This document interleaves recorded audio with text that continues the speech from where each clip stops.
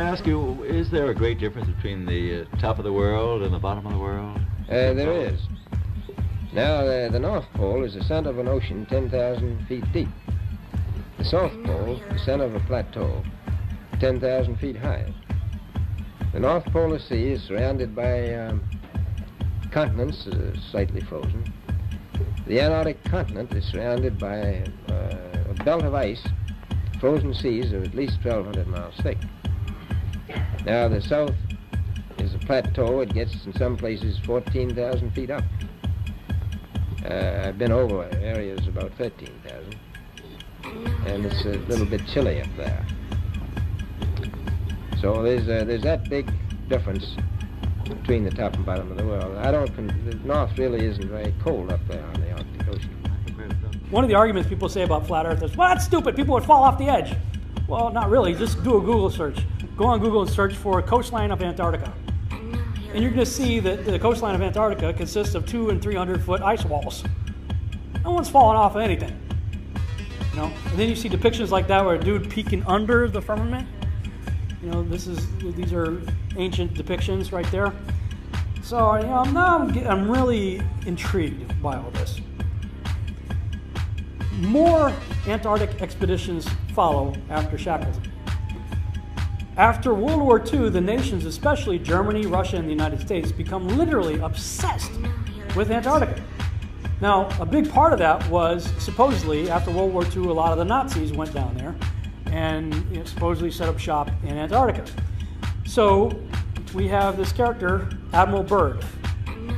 Enter Admiral Byrd. Our very distinguished guest for this evening is Admiral Richard E. Byrd. The North Pole used to be a no-man's land, but these are the days when, by buying a ticket on a commercial airliner, you can fly across the North Pole and drink a cocktail at the same time.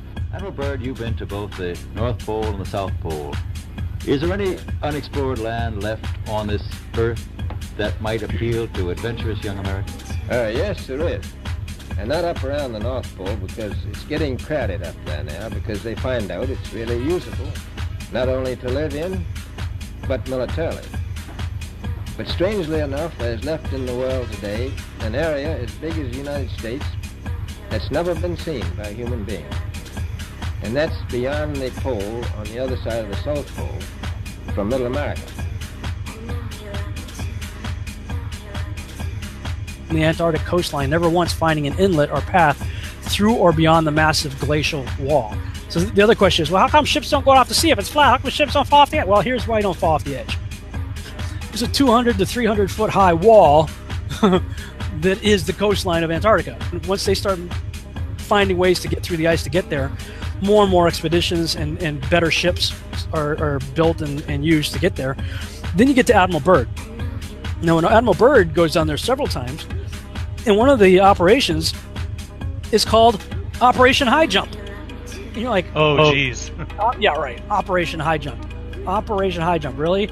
Operation High Jump.